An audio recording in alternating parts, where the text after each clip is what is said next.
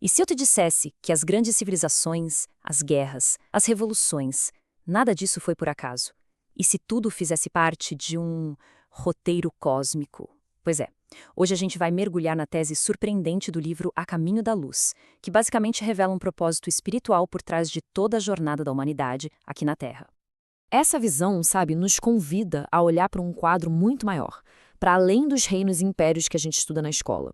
Segundo essa fonte, a história de verdade, a que importa, é uma saga de almas evoluindo. É como se cada civilização fosse uma lição e cada era um degrau numa escada. Uma jornada com um propósito divino bem claro. A premissa central aqui é bem ousada, para dizer o mínimo. A ideia é que nada no nosso planeta aconteceu por acaso. Nada. Desde a formação das rochas até o rumo da nossa história, tudo teria sido planejado, nos mínimos detalhes, e supervisionado por inteligências superiores. Uma espécie de arquitetos do nosso mundo. E quem estaria no comando desse projeto gigantesco? Bom, o livro chama de Comunidade de Espíritos Puros. E no meio deles, uma figura central se destaca: Jesus. Segundo a obra, ele teria assumido a governança espiritual do nosso planeta desde o comecinho, desde o primeiro dia mesmo. Então, a criação do mundo nessa visão não foi uma série de acidentes felizes. Longe disso. Foi uma verdadeira obra de arte cósmica. Imagina só, a matéria incandescente sendo esculpida. A Lua colocada ali de propósito como uma âncora para dar equilíbrio. Os oceanos e a atmosfera preparando o palco. E aí, no final, a vida foi semeada, com o tal do protoplasma primordial. Um trabalho que o livro atribui ao Cristo, que ele chama de o Divino Escultor. Ok, mas é aqui que a história dá uma virada. E que virada! A trajetória da humanidade teria sido alterada para sempre por um único evento. Um evento decisivo. A chegada de forasteiros, vindos das estrelas. E eles mudariam completamente o destino da Terra primitiva. E isso nos leva a uma das afirmações mais chocantes, talvez, do livro. Pensa comigo. Se a humanidade nativa da Terra já estava aqui evoluindo aos pouquinhos, de onde vieram as chamadas raças adâmicas? O livro identifica essas raças como os ancestrais dos povos de pele branca. Então, qual a origem deles?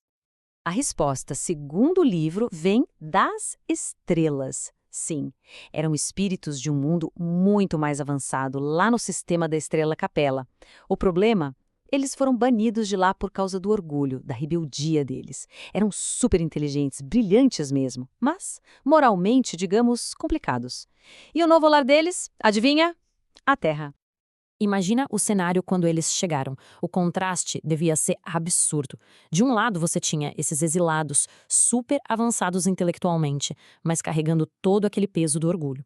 Do outro, a humanidade que já estava aqui na Terra, espiritualmente engatinhando, vivendo em tribos bem simples, descendentes diretos dos primeiros hominídeos. Só que esse exílio não era para ser um castigo eterno, não. Era mais uma oportunidade, uma segunda chance. O Cristo teria feito uma promessa para esses espíritos. Aqui na Terra, eles poderiam se redimir. Como? Aprendendo a humildade, aprendendo o que é amor de verdade, ao ajudar seus irmãos inferiores. E a promessa ia além. No tempo certo, ele mesmo viria pessoalmente para guiar os passos de todo mundo. Tá, mas como é que esses exilados cumpriram essa missão? Bom, reencarnando. Em massa. Eles se tornaram a grande força por trás das civilizações da antiguidade que a gente conhece. Pensa assim, cada império era uma sala de aula, cada cultura uma matéria específica no grande currículo espiritual do planeta Terra. A história antiga, então, é totalmente reinterpretada, vira um grande plano de ensino. Esses exilados teriam se dividido em 4 grupos principais, que deram origem aos povos da Índia, do Egito, de Israel e também aos arianos que se espalharam pela Europa. E cada um desses grupos tinha uma missão bem específica: desenvolver uma parte, uma faceta da alma humana. Vamos pegar o Egito como exemplo. O livro sugere que aquela famosa obsessão deles com a vida após a morte não era algo mórbido, sabe? Na verdade, era uma saudade profunda e doída, uma espécie de memória espiritual do lar que eles perderam lá em Capella e um desejo imenso de um dia poder voltar para lá.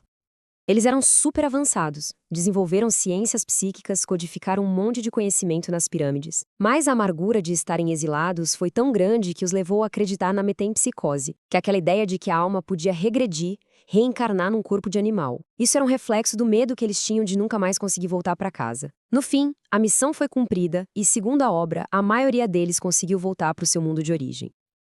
Enquanto isso, o grupo dos arianos se dividiu, seguiu dois caminhos diferentes. Uma parte ficou na Índia e desenvolveu uma espiritualidade super profunda, que a gente vê nos Vedas, por exemplo. O problema é que eles caíram de novo na armadilha do orgulho, com aquele rígido sistema de castas. Já a outra parte, que era mais inquieta, migrou para a Europa. Lá, eles focaram mais na razão e acabaram cumprindo um papel fundamental ao se misturar com os povos que já viviam ali, dando um empurrão enorme no progresso do continente. E o povo de Israel? A eles foi dada uma tarefa sagrada: firmar a crença em um Deus único, um só. Isso era para preparar o mundo todo para uma espiritualidade mais universal. Mas olha que irônico. O livro aponta que o mesmo orgulho que causou o exílio deles lá de Capela se manifestou de novo. Dessa vez como um sentimento de serem um povo exclusivo, o que os acompanhou por toda a jornada. É sempre bom a gente lembrar, né, que toda essa narrativa grandiosa vem de uma fonte bem específica. Estamos falando do livro A Caminho da Luz, lá de 1938, uma obra que foi psicografada e que oferece essa interpretação bem particular da jornada da nossa civilização.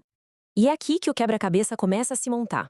Pensa bem, a espiritualidade da Índia, a ciência do Egito, o monoteísmo de Israel.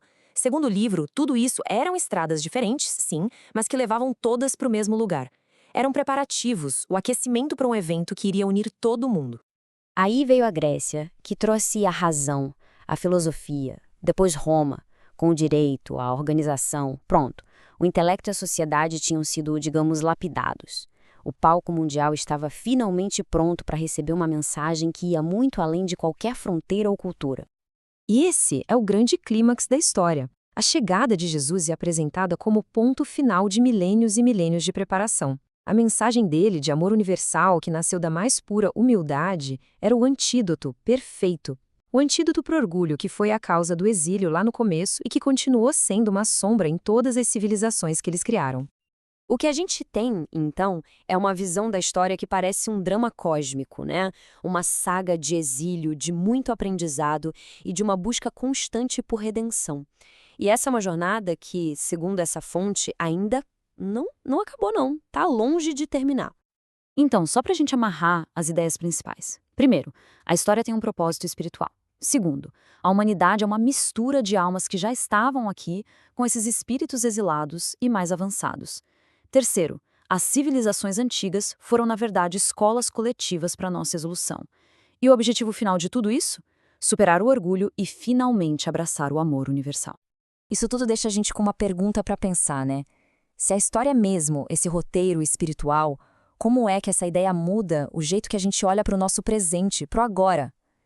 E talvez mais importante ainda, qual é o nosso papel no capítulo que está sendo escrito exatamente hoje?